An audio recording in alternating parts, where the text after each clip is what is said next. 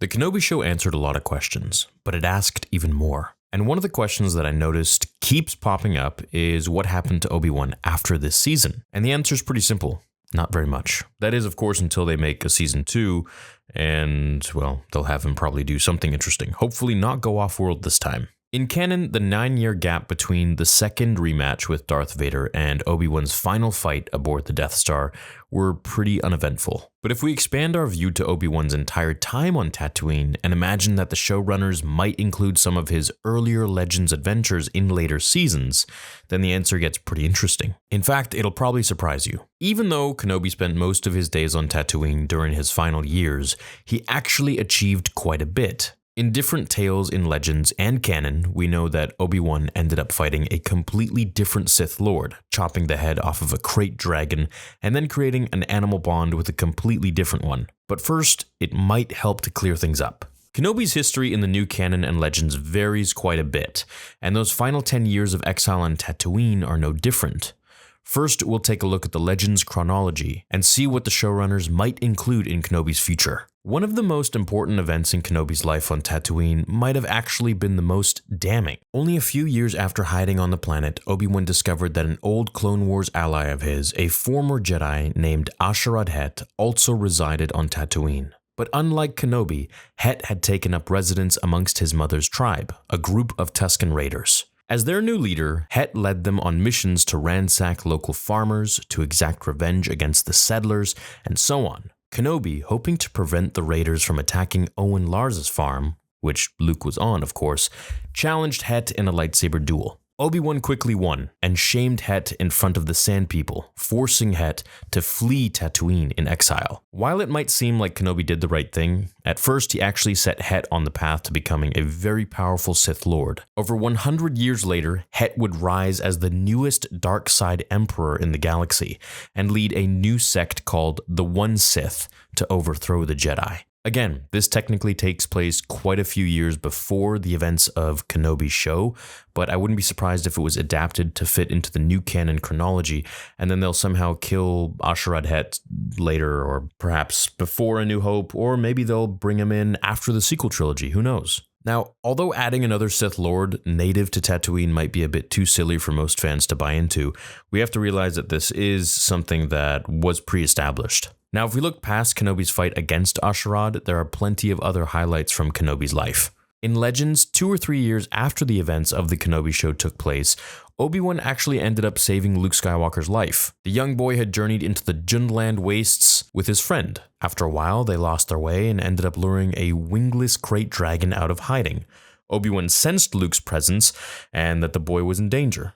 Using the Force, Kenobi put the krayt dragon into a trance, causing it to fall asleep. This is a power called Beast Control, which Anakin also exercised in the Genosian arena in Episode 2 Attack of the Clones against the Reek. In canon, Kenobi's actions were even more impressive. When he found the boy cornered by the krayt dragon, he sliced its head from its neck in a few quick slices and then brought Luke back to his uncle. That wasn't even Kenobi's only fight against a krayt dragon, in canon at least. In one of the tales that circulated the galaxy, there was a myth that a Jedi on Tatooine once dueled a massive, giant variation of a krayt dragon for 1 hour. Much like the Legend's tale, Kenobi used his Force powers, specifically Animal Bond, to tame the beast and survive the ordeal. Personally, I'm a big fan of these krayt dragon tales, so I'd love to see them eventually on screen. They definitely tug on a different piece of our love for Star Wars, especially with Knights of the Old Republic. Now, hopefully Disney will find a way to include these in future seasons, but I'll be the first to admit there probably isn't more than a few episodes worth of stories in these tales. I mean, there's another one where Obi-Wan fights Black Chrysanthemum, there's one where Obi-Wan saves Luke from the water tax people, which are essentially just Jabba's henchmen and thugs going around collecting a water tax on moisture farms. There's him fighting in the desert against Tusken Raiders to stay in shape, with his fists. And then, of course, there's other things that they could probably make up and include. Now, turning back to Kenobi's life, we'll see that in the final years of his exile, just before Luke joined the rebellion, Kenobi filled his private journals with only one more story. This one in particular recalled his time saving a young Tusken child from the human settlements. After the boy lost his tribe, Obi-Wan took pity on him and returned him to a group of Tuskens he had spotted a few days earlier. It's a characteristically endearing look at the former Jedi as he once again took an orphan child under his wing and helped him return to his family. After that, the last notable event in Kenobi's life on Tatooine was his rematch against Darth Maul. Only 2 years before the Battle of Yavin, Maul finally figured out where Kenobi was hiding.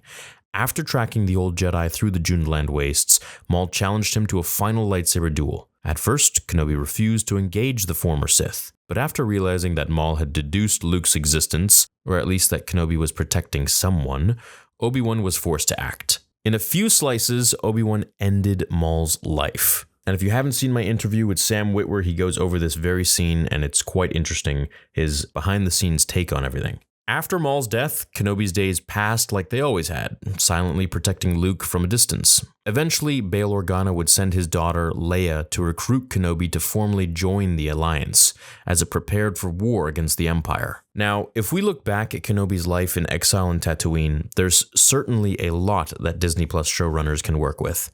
Although I love the tale of Ashrad Het, I'm also willing to admit it's pretty silly to make Kenobi responsible for the birth of yet another Sith Lord from Tatooine. But besides that, Obi-Wan's fights against the brutal natural wildlife of Tatooine would make a few compelling episodes, at least. And then, of course, they can write in their own stuff, like training with Qui-Gon, maybe he goes into the netherworld of the Force, I don't know, who knows. Now, the most important part of Kenobi's exile was his writing and what he left to Luke.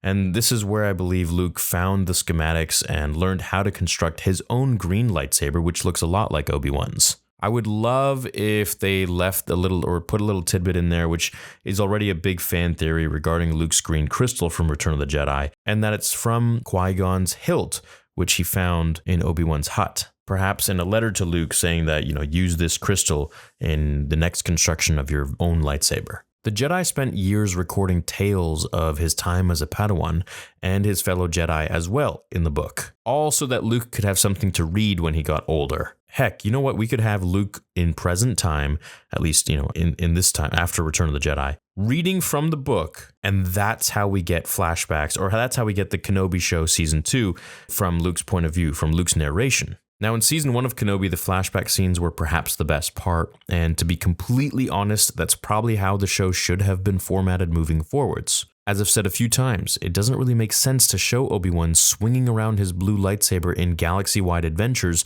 if he's supposed to be hiding from the Inquisitors and not leaving Tatooine. But the opposite of that, showing Kenobi struggling to come to terms with the end of the Jedi and his role in their destruction, might not be enough to fill up one full season. Instead, moving around stories from Kenobi's past with his own dreary state on Tatooine would be a great way to get the best of both worlds. Heck, imagine if they introduce Ashrad Het and then they just have him sort of trail off and we don't really know what happens to him, only to come back later on after the sequel trilogy to be the new Sith Lord, Darth Krayt. Or we could even go into flashbacks of Obi-Wan and Anakin in the Clone Wars. They really could do anything at this point, and I'm sure a lot of fans would want to see more Kenobi and more of his stories. So hopefully they'll deliver something, and hopefully it'll be great. This time without a shaky cam. Let me know what story of Obi-Wan you would want to see in a season 2. I hope we get one, if it's done right. Have an awesome rest of your day. Thanks for watching this video. Leave a like if you enjoyed it. Check me out on Spotify, and I'll see you in the next video. Until then, remember, my fellow Jedi and Sith friends,